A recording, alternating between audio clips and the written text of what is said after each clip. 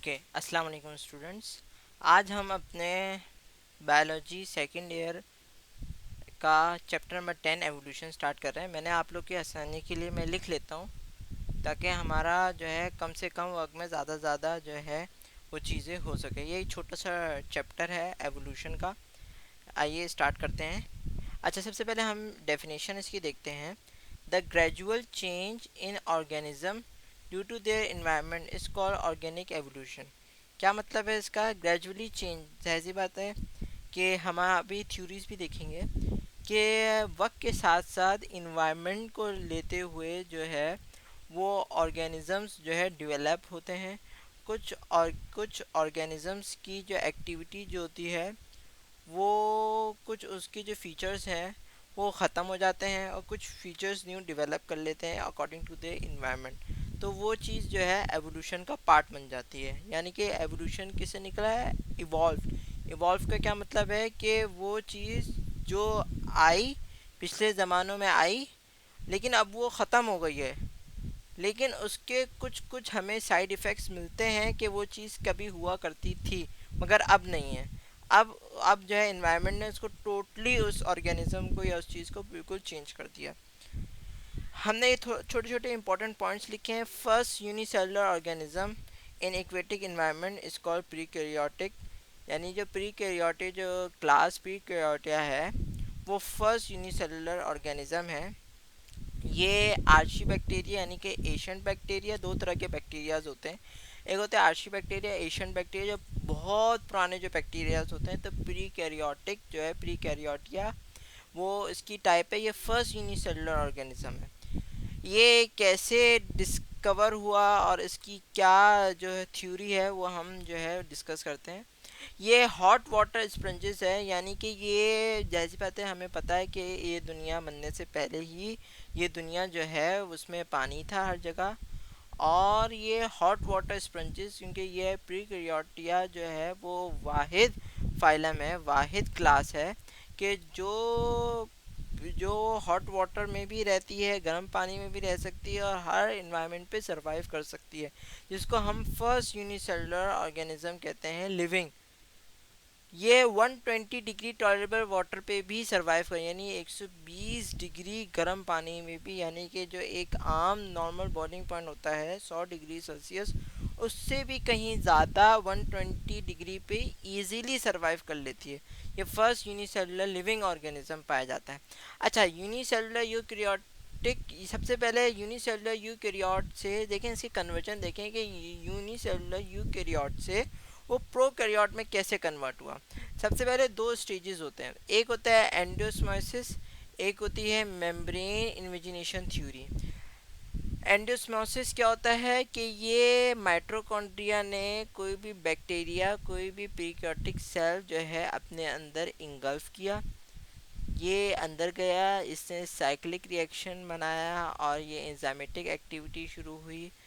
उसके बाद ये ऑटोफेज का पूरा प्रोसेस है। ये ऑटोफेज होता है ना, इंगल्फ करना। ये गया, फिर ये न्यूक्लियस के पास गया, फिर न्यूक्लियस ने उसको डिटेक्ट करके अंदर ले आया और ये फिर मेम्ब्रेन इन्वेजिनेशन थ्योरी में हम देखेंगे कि किस तरह ये एक यूकैरियोटिक छोटे से माइक्रो ऑर्गेनिज्म से किस तरह प्रोकैरियोट बना। ये पूरा प्रोसेस बिल्कुल जो है ऑटोफेज जो कहते हैं इंगल्फ प्रोसेस की तरह होता है। Prokaryotic cell are the largest and the living cell. ये एनारोबिक रिस्पायरेशन, ये एनारोबिक जो होते हैं, जो एनारोबिक, क्या एरोबिक और एनारोबिक दो अहम जो है वो होते हैं। याद रखिएगा, जो यूकैरियोटिक हैं वो एनारोबिक हैं, वो उनको ऑक्सीजन की नीड नहीं होती, मगर जो प्रीकैरियोटिक सेल्स हैं उनको एरोबिक हैं, उनको ऑक्सीजन की नीड होती है। ये जो प्रीकैरियोट जो उसने अंदर माइटोकॉन्ड्रिया और जो मेम्ब्रेन सेल के अंदर चले गए, उसके बाद न्यूक्लियस पे गए, न्यूक्लियस ने उसको डिटेक्ट किया और ये अपने अंदर जो है वो न्यूक्लियस, यहाँ पे बताया न्यूक्लियस क्या है, it is a controlling centre of every body. यानी कि किसी भी बॉडी का जो कंट्रोलिंग सेंटर है उसका न्यूक्लियस में होता है। तो न्यूक्लियस डिटेक्ट करके उसके अंदर जो है वो अपने जो यूकैरियोटिक सेल्स हैं वो अंदर अंदर जाके वो बाइंड करेगा।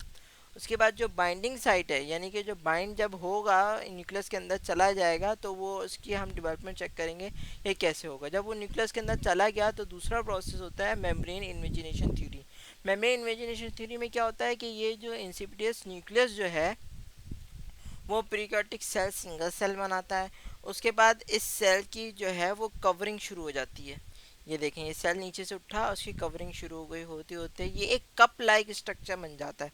जैसे कप होता है ना, जैसे फोल्ड हो जाता है कोने कोने से, ये हो गया। और उसके बाद फिर ये डेफिनेट न्यूक्लियस बन गया यूकैरियोटिक से प्रोकैरियोटिक, सॉरी प्रोकैरियोटिक से यूकैरियोटिक। प्रोकैरियोटिक्स ने इंगल्फ किया था और एंड में क्या बन गया, यूकैरियोटिक।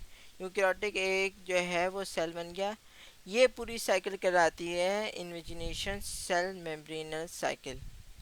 अच्छा, द थ्योरी। अच्छा, इसके बाद फिर हम जो है वो बात करेंगे कि थोड़ी बहुत कि ये क्या कहते हैं, ये जो थ्योरीज जिसने डिस्कवर की प्रोकैरियोटिक के बारे में, सबसे पहले फर्स्ट एवोल्यूशन जो जिसने, जिनको फादर ऑफ द एवोल्यूशन जिनको कहा जाता है, और फादर ऑफ द एवोल्यूशन जो अगर मेनली देखा जाए तो डार्विन्स को कहा जाता है। लेकिन डार्विन से पहले भी किसी ने ये ऐसी प्रिडिक्शन कर दी थी और किसी ने ये मैकेनिज्म के थ्रू समझाने की कोशिश की थी, ये यूनिसेलुलर प्रोकैरियोटिक से यूकैरियोटिक। और इस थ्योरी का नाम था थ्योरी ऑफ स्पेशल क्रिएशन, जो कि एक जो है वो ईसाई साइंटिस्ट ने दी थी। तो उनकी ऐसी ये एक एक्स्ट्रा टॉपिक है, तो ये ज़रा पढ़ लेते हैं। उन्होंने क्या कहता है, God created all animal plant in their present and has no change occur. इन्होंने सबसे पहले क्या कहा था, इन्होंने कहा था कि खुदा ने जो है वो चीज़ें बनाई हैं और उसमें कोई भी चीज़ तब्दीली नहीं हुई अब तक, यानी जैसे थी वैसी थी। लेकिन इनकी स्टेटमेंट को बहुत सारे साइंटिस्ट ने गलत माना, क्योंकि ये एक जो है ना मजहबी स्कॉलर थे। तो उन्होंने मजहबी बुनियाद पे बातें की कि कोई भी चीज़ चेंज नहीं है, कि हर चीज़ जो है अल्लाह ने जैसी बनाई थी वो अपनी ओरिजिनल हालत में। लेकिन साइंटिस्ट जो है वो एक्सपेरिमेंट्स पे भरोसा करती है। तो हम इसकी थ्योरीज देखते हैं। थ्योरी ऑफ ऑर्गेनिक एवोल्यूशन है क्या, लिमार्क्स थ्योरी, एक्वायर्ड कैरेक्टर थ्योरी, इस बारे में बात करते हैं। वेस्टमैन्स थ्योरी, जर्मिनल कंटिन्यूशन थ्योरी। ये थ्योरी डिपेंड करती है specially in human also somatic और जर्म सेल की बुनियाद पे। उसके बाद है Darwin's theory, theory of natural selection theory, और डिवेरिस थ्योरी, म्यूटेशन थ्योरी। जितनी भी म्यूटेशन रेडिएशन जो है ना, ये उन बुनियाद पे डिपेंड करती है। ये हमने सारी बातें पढ़ ली हैं, थोड़ा बहुत ओवरव्यू दे दिया है कि प्रोकैरियोटिक क्या है। Prokaryotic, it's a non membrane bound organelle and non membrane bound nucleus है प्रोकैरियोटिक। अच्छा, क्लोरोप्लास्ट और माइटोकॉन्ड्रिया में डीएनए प्रेजेंट होता है। डीएनए जो है क्लोरोप्लास्ट माइटोकॉन्ड्रिया सेमी ऑटोनोमस कहलाते हैं ये। और इनमें जो है वो डीएनए, इनमें एबिलिटी होती है कि वो डीएनए खुद से बना सकते हैं ये। अच्छा, फॉर्मेशन ऑफ फर्स्ट यूनिसेलुलर मैंने प्रोसेस समझाया था। एंडोस्मोसिस क्या है, मेम्ब्रेन इन्वेजिनेशन थ्योरी क्या है। लिमार्क्स थ्योरी की तरफ आते हैं।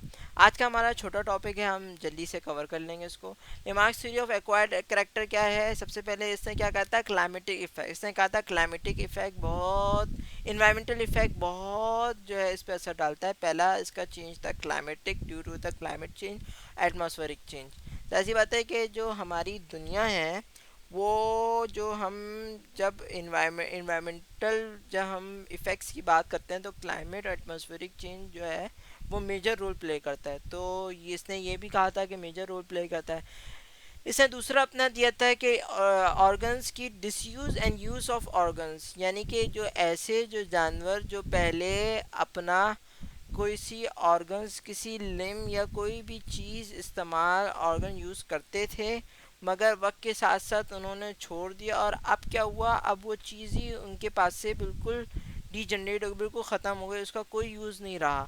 अब उन्होंने कोई और चीज़ अपने अंदर डेवलप कर ली। फिर आगे आने वक्तों में जब हो सकता है हम देखें कि जो ऑर्गन जो, यानी कि अब के दौर में जो ऑर्गन जो चीज़ इस्तेमाल कर रहे हैं, वो आगे आने दौर में हो सकता है कोई उससे एडवांस ऑर्गन जो है कोई से एडवांस एनिमल जो है उससे एडवांस चीज़ें इस्तेमाल कर रहे हो।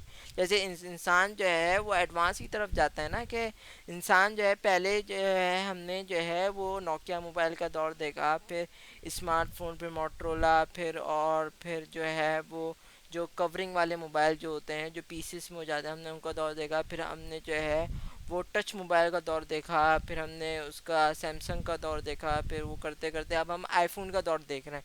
हो सकता है आईफोन के बाद भी कोई ऐसी कंपनी आए जो आईफोन से अच्छी जो प्रोडक्ट दे रही हो, जिसका यूज़ बहुत अच्छा हो। और फिर एक वक्त में आके अब के दौर में नोकिया जो है पूरा जो है वो डिसयूज़ हो गया है, नोकिया का इतना इस्तेमाल नहीं है, अब सबके पास ही तकरीबन आईफोन तकरीबन जो है वो टच मोबाइल है। अच्छा, इसकी तीसरी जो है वो थ्योरी थी कि इनहेरिटेंस एक्वायर्ड कैरेक्टर। इसने क्या बोला, इसने ये बोला कि जो एक्वायर्ड कैरेक्टर जो इनहेरिट इनहेरिट जो होते हैं from parent to the offspring, कैसे कि देखें पहले जो है वो जिराफ की जो है, इसने दो एग्जांपल समझाया कि जिराफ की पहले जो है वो गर्दनें छोटी छोटी थी, जो कि जिराफ की जो फूड की नीड है वो पूरी नहीं हो पाती थी। तो जिराफ ने क्या किया, जिराफ ने अपनी गर्दनें थोड़ी ऊंची करना शुरू कर दी और उचक के जो है पेड़ पौधे खाना शुरू कर दिए। तो इस तरह विद द टाइम रिस्पेक्ट, इस तरह चेंजेस आते आते आते आते डेवलप होते होते अब जिराफ की जो गर्दनें हैं वो तकरीबन तकरीबन जो है वो 35 to 40 सेंटीमीटर इतनी लंबी हो गई हैं। अब ये आहिस्ता आहिस्ता, और ये इनकी अब पेरेंट्स हैं, इनके जो आबा अजदाद में नहीं थी, लेकिन अब इनके उसमें आ गई और इनकी जो आगे जनरेशन हो रही है उसकी भी गर्दनें लंबी हैं। इसने ये यूज़ की एग्जांपल दी कि इन्होंने अपनी चीज़ों को यूज़ किया, इन्होंने अपनी वर्टिब्री अपनी नेक को जो है वो स्ट्रेच किया, जिसकी वजह से वो चीज़ लंबी हो गई। और उन्होंने दूसरी एग्जांपल दी स्नेक्स की। स्नेक की क्या एग्जांपल है, डिसयूज ऑफ ऑर्गन। पहले कहा जाता था कि स्नेक के, उसने कहा था कि स्नेक के पहले लिम्ब थे यानी पाँव थे। स्नेक जो है जैसे जो ऑर्गेनिज्म जैसे मुर्गी वगैरह जो चलते फिरते हैं पहले वो इस तरह चलती थी, लेकिन विद द टाइम रिस्पेक्ट जो है इसने क्या है अपने जो है उनके स्नेक को जो है गारों में होल में इधर उधर जाना होता था तो वो अपने ऑर्गन को यूज़ नहीं करती थी। ऐसा ऐसा क्या हुआ, उसने जो अपने लिम्ब जो है ख़त्म कर लिए और वो क्रॉल पे आ गई, वो रेंगना शुरू हो गई। तो स्नेक का ये डिसयूज़ उसने किया, लिम्ब को छोड़ के वो रेंगने पे आ गई। अच्छा, लिमार्क्स थ्योरी के जो ऑब्जेक्शन किसने उठाया, एक वेस्टमैन साइंटिस्ट था। इसने ऑब्जेक्शन ये उठाया, इसने एक एक्सपेरिमेंट किया।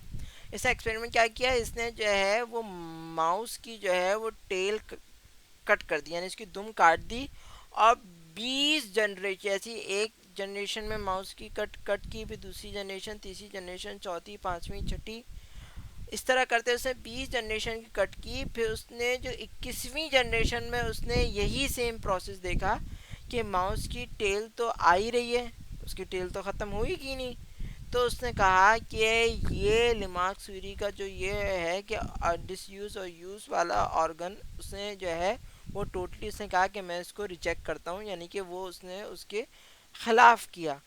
उसके खिलाफ उसने ये थ्योरी दी कि आप अगर किसी भी, उसने ये कहा था ना कि जो चीज़ अगर इस्तेमाल ना करो वो चीज़ फर्दर जनरेशन में प्रोसीड नहीं कर सकती। तो उसने कहा कि मैंने 20 जो है वो चूहों की दुम काटी, तो 21वीं, 22वीं, 23वीं सारी जनरेशन में दुम तो वैसी आ रही है। तो उसने कहा कि ये जो थ्योरी थी लिमार्स की, जो सेकंड पॉइंट था, ये गलत है। अच्छा, फिर दूसरा कौन सी थ्योरी थी, जर्मिनल कंटिन्यूटी थ्योरी। ये वेस्टमैन थ्योरी, इसने वेस्टमैन ने जो है रिमार्क को भी ऑब्जेक्शन लगाया था, उसने अपनी थ्योरी क्या दी थी, ये ह्यूमन के लिए भी ये थ्योरी जो है वो पढ़ी जाती है। सोमेटिक सेल्स कौन से होते हैं, non heritable cells. Non heritable changes यानी कि जो है कहते हैं ना क्रोमोसोम्स में जो होते हैं ऑटोजोम्स और सेक्स क्रोमोसोम्स। ऑटोजोम्स में भी टाइप्स आती है कि जर्म सेल्स आते हैं, सोमेटिक सेल्स आते हैं, स्पर्म सेल्स आते हैं। तो जो सोमेटिक सेल्स हैं वो नॉन हेरिटेबल चेंजेस होते हैं, और जो जर्म सेल्स हैं वो हेरिटेबल चेंजेस। जर्म सेल्स जो हैं जो with the time of the, जब स्पर्म की प्रोडक्शन हो रही होती है, जब स्पर्म जो है वो पास आउट हो रहे होते हैं, तो जर्म सेल जो है वो उसको हेरिडिटी कॉज कराते हैं, जो फर्दर प्रोसीजन में, फर्दर रिप्रोडक्शन में जो है हेल्प हेल्प करेंगे। तीसरा है हमारे पास Darwin's theory of nature selection. ये बहुत इम्पोर्टेंट थ्योरी इस वजह से ये है कि क्योंकि इसने जो है वो दो चार चीज़ों के बारे में बताया। अच्छा, और दूसरी इसके बारे में दो अहम बातें ये कि डार्विन्स की थ्योरी को काफ़ी लोगों ने इस पे ऑब्जेक्शन उठाए हैं, क्योंकि डार्विन्स जो था वो एक जो इकोनॉमिक टीचर था, इकोनॉमिक्स का टीचर था। और उसने क्या किया था, उसकी थ्योरी जो है वो इकोनॉमिक्स में एक किताब है, मेल्टिस थ्योरी ऑफ पॉपुलेशन। ये जो इकोनॉमिक्स के जो लोग होते हैं ना, जो जो हो सकता है वो कुछ हो, तो बहरहाल हमारा इससे कोई कंसर्न नहीं है। तो इकोनॉमिक्स का टीचर था, इसने पॉपुलेशन और वो एरिया डिस्ट्रीब्यूशन और इसके हिसाब से जो है उसने अपनी थ्योरी बनाई कि ये साइंटिस्ट नहीं था, ये इकोनॉमिक टीचर था ये। अच्छा, उसने सबसे पहले क्या बताया, उसने कहा ओवर प्रोडक्शन। जैसी बात है कि एक जो है, अगर हम एक डॉग की मिसाल ले लें कि डॉग एक जो है, एक जो फीमेल डॉग है वो एक साल में तकरीबन तकरीबन जो है वो 14 to 18 जो है वो बेबी अपने जो है बर्थ करते हैं। तो ओवर प्रोडक्शन, जैसी बात है जब ओवर प्रोडक्शन, जब आबादी बढ़ेगी तो उनके खाने की खुराक भी बढ़ेगी, एरिया भी हमें ज़्यादा चाहिए होगा, हर चीज़ हर लिहाज से हमें जो है इशू होंगे। दूसरा, इसने ये कहा कि स्ट्रगल फॉर द एग्जिस्टेंस, यानी कि जो जानवर या जो भी ऑर्गेनिज्म जो रह रहे हैं उनको, जाहिर सी बात है हमारा भी इंसान का भी ये है कि उसको शेल्टर प्रोवाइड किया जाए, उसको प्रोटेक्शन हो, उसको फूड की नीड हो, उसको हर तरह के तमाम ज़रूरत। तो उसने ये कहा कि जो ऑर्गेनिज्म जो एग्जिस्ट करते हैं उनको हिसाब से भी शेल्टर, फूड की और हर चीज़ की प्रोवाइडेड हो। अच्छा, इन्वायरमेंटल, अच्छा एक बात देखें कि एक दो तरीके के होते हैं, एक होते हैं इंटर स्पेसिफिक और एक होते हैं इंट्रा स्पेसिफिक। इंटर स्पेसिफिक जो कि अपने इन्वायरमेंट में ही रहेंगे, अपने इन्वायरमेंट के हिसाब से। इंट्रा स्पेसिफिक यानी कि अपने इन्वायरमेंट के अलावा भी और भी जो जानदार हैं, जो और भी जो ऑर्गेनिजम्स हैं और भी जो दुनिया है। जैसी बात है हम एज अ मुस्लिम जो है हम बिलीव करते हैं कि सिर्फ जो है वो ह्यूमन की दुनिया नहीं है। जैसी बात है इसमें हर तरीके से जो है जिन्नात, शयातीन, फरिश्ते और हर तरीके से इसमें जो है एक तरीके से पूरी ही इकोसिस्टम में हर तरीके के जो है वो चीज़ें पाई जाती हैं, चाहे वो फरिश्ते हों, चाहे वो जिन्नात हों, चाहे वो हया नबातात हों, चाहे वो परिंदे हों, चंद परिंद हों, चाहे वो जो भी हो, समुंदर के अलग अलग, समुंदर के नीचे उसकी अलग ज़िंदगी है, ज़मीन के नीचे एक अलग ही ज़िंदगी आबाद है। हमें नहीं पता ज़मीन के नीचे, समुंदर के नीचे क्या है ज़िंदगी है। ज़मीन के ऊपर वाली ज़िंदगी अलग है, आसमान के ऊपर वाली ज़िंदगी अलग है, ऐसी भी ज़िंदगी अलग है, हमारी अर्थ की ज़िंदगी अलग है, हमारी अर्थ से बाहर की ज़िंदगी अलग है, हमारी हर प्लेनेट की ज़िंदगी अलग है। हमें नहीं पता कि कितनी जनरेशन्स, कितनी तरह के जो है वो लोग हमारे इस इकोसिस्टम, क्या इकोसिस्टम पूरा एक पार्ट है जिसमें प्लेनेट, अर्थ और हर चीज़ आ जाएगी। वो इकोसिस्टम में हमें नहीं पता कितनी तरह के जो है हमने कुछ डिस्कवर किए हैं, कुछ हमें नहीं भी पता। अच्छा, तीसरी इसमें हम देखेंगे कि वेरिएशन ऑफ नेचर सिलेक्शन। अच्छा, वेरिएशन नेचर सिलेक्शन क्या है, सर्वाइवल फॉर द फिटेस्ट। ऐसे जो भी ऑर्गेनिज्म जो कि नेचुरली, जाहिर बात है कि एज अ मुस्लिम जो है वो हमने जो है वो देखा है कि जो हज़रत नूह अलैहिस्सलाम के बाद से जो है एक न्यू ज़िंदगी बनी है। तो हज़रत नूह अलैहिस्सलाम के बाद से जो ज़िंदगी जो बनी, जिसमें जो है वो चंद परिंद जानवर वानवर सब बैठे, तो उसमें जो है क्या हुआ, उसमें नेचर सिलेक्शन में क्या था कि उसने सर्वाइवल फॉर द फिटेस्ट, यानी कि हर चीज़ के पेयर्स बिठाए गए। वो नेचर सिलेक्शन, इसने क्या कहा, इसने कहा कि खुदा की तरफ से जो है जो भी जानवर हैं, चंद परिंद हैं, वो खुदा की तरफ से ही जन्नत से उठा के ऐसे ही लाए गए ये। और इन्होंने, और जो लाए गए उनकी वो डिमांड पूरी हुई, वो फिटेस्ट रहे, वो हर चीज़ में पूरा उतरे, और उससे आगे जो है उनकी जनरेशन पास आउट होती रही। अच्छा, चौथा इसका पॉइंट है ओरिजिन ऑफ स्पीशीज़, यानी जो स्पीशीज़ की जो ओरिजिन है वो कहाँ से हुई? जाहिर सी बात है, वो जो भी organism survival for the fittest से नेचुरल सिलेक्शन से जो भी ऑर्गेनिज्म आएगा, और सॉरी जो भी जो है एनिमल है, जो भी उसकी जो भी डिमांड है, जो भी वो आया है, उसने अपने जनरेशन आगे बढ़नी है उसकी, और उसने जो है वो उसका जो कॉज है, वो ओरिजिन ऑफ द स्पीशीज, जो उसके एंसिस्टर्स जो गुजर गए हैं, वो उसकी कॉज है, वो उसकी डेवलपमेंट के थ्रू जो है वो सारा प्रोसीजर होगा। अच्छा, चौथा है इसका म्यूटेशन थ्योरी। क्या है? Hugo de Vries theory. Mutation is the change of the, ये डीएनए की जो चेंजेस कहलाते हैं वो म्यूटेशन थ्योरी होती है, जो डिवेरियस ने दी। हम ये पढ़ लेते हैं। अच्छा, ये चार जो हैं ये लिखे हुए थे, तो मैं सोचा तो आपको बता दूं। होमोलॉजी क्या है? होमोलॉजी मतलब कि ऐसे ऑर्गेनिज्म जिनका ओरिजिन सेम होता है, फंक्शन ओरिजिन डिफरेंट होता है, और जिनका फंक्शन सेम होता है, वो होमोलॉजी कहलाते हैं। The study of the homology the study of the homology homologous the study of the homologous call homology. जो होमोलोगस की स्टडी होती है, क्या मतलब, ये यहाँ पे गलत लिख दिया। जिनका ओरिजिन सेम होता है और जिनका फंक्शन डिफरेंट होता है, वो ऐसे ऑर्गेनिज्म होमोलोगस कहलाते हैं। इसकी एग्जांपल क्या है? Arms of man. देखें, आर्म्स ऑफ मैन जो है, एक मैन के पास जो आर्म्स हैं, वो वेल के पास भी वही हैं, और बैट के पास भी वही हैं, लेकिन सबका ओरिजिन तो सेम है, लेकिन सबका जो फंक्शन है वो डिफरेंट है। इंसान के पास जो हाथ है वो ग्रेस्पिंग में और चीज़ें पकड़ने में और करने में काम आएगा। जो फ्लिपर के पास जो वेल है, जो वेल के पास जो फ्लिपर्स हैं, वो स्विमिंग में काम आएगी। जो हॉर्स के पास जो टांगे हैं उसकी, वो एक तरीके से हाथ पाँव ही समझे, वो रनिंग में काम आएंगे। बैट के पास जो विंग्स हैं वो फ्लाइंग में काम आएंगे। एनालोगस ऑर्गन क्या है? एनालोगस ऑर्गन पर हमने बात की थी। होमोलोगस जिसका ओरिजिन जो है वो सेम हो, फंक्शन डिफरेंट हो। ओरिजिन सेम हो ओरिजिन सेम हो but function are different is called homologous. ऊपर हो सकता है मैंने शायद गलत बता दिया हो। होमोलोगस की जो डेफिनेशन वो ये है कि आपका ओरिजिन सेम हो बट फंक्शन डिफरेंट हो, ये होमोलोगस कहलाते हैं। एनालोगस क्या कहलाते हैं? ओरिजिन डिफरेंट हो और फंक्शन सेम हो, ये एनालोगस कहलाते हैं। एनालोगस में क्या आएगा? Wings of insect, wings of birds. इनकी क्या है? इनके फंक्शन तो उड़ना ही है। विंग्स ऑफ इंसेक्ट का फंक्शन भी उड़ना है, और विंग्स ऑफ बर्ड्स का फंक्शन भी उड़ना है, मगर इनकी जो ओरिजिन है वो डिफरेंट है। अच्छा, vestigial organ function less organ, जो कि अब बिल्कुल ही इस्तेमाल नहीं होते, जो जिनका पहले कभी फंक्शन हुआ करता था अब बिल्कुल भी नहीं होता, वो है कॉकेक्स।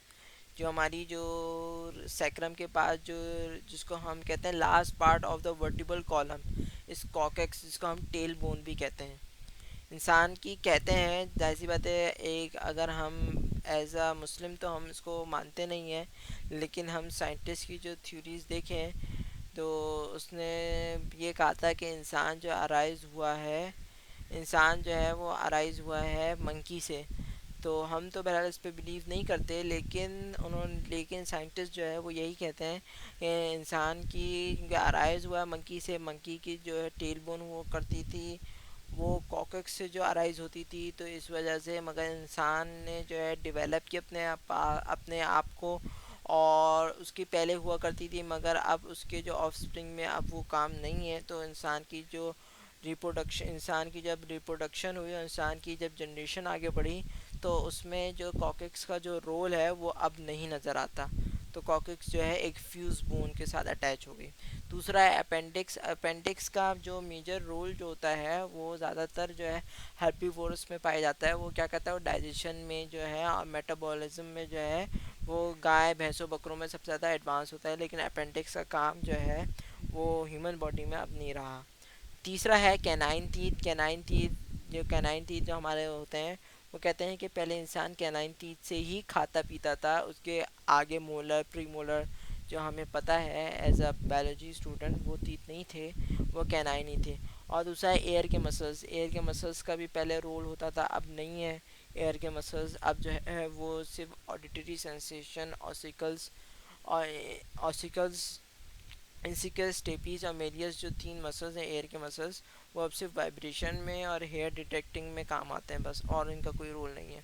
अच्छा, प्लेंटिनोलॉजी क्या है? प्लेंटिनोलॉजी क्या है? ये फॉसल्स ये पहले पाए जाते थे, इनकी जो है ये जर्मनी, बाइवेरिया, जर्मनी के एक गांव बाइवेरिया से आर्चियोपेट्रिक्स एक ऐसा जानवर मिला, एक ऐसे जानवर का पर मिला था कि जिसने साइंटिस्ट को हैरान कर दिया था, कि साइंटिस्ट जिसको एंसिस्टर्स उनके जो है फॉसिल्स को देखने के बाद साइंटिस्ट ये गुमान करने लगे थे कि एक कनेक्शन बिटवीन द रेप्टाइल्स और बर्ड्स, बर्ड्स जो कि क्लास एविस और जो रेप्टाइल्स क्लास रेप्टाइलिया के दोनों का कनेक्शन, यानी दोनों का एक तरीके से हाइब्रिड है। जो प्लेंटिनोलॉजी में, जो प्लेंटिनोलॉजी क्या होती है? प्लेंटिनोलॉजी स्टडी ऑफ फॉसिल्स कहलाती है। अच्छा, चौथा है इसका, हमने हमने जो है वो होमोलोगस की बात कर ली, एनालोगस की बात कर ली, वेस्टिजिया की। अब हम बात करते हैं डोमेस्टिकेशन। कौन सा न्यू डोमेस्टिकेशन होता है? Artificial selection.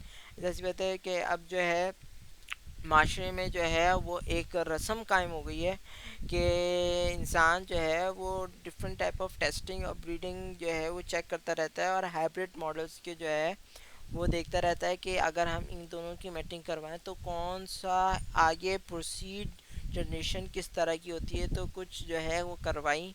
पहला है मूल।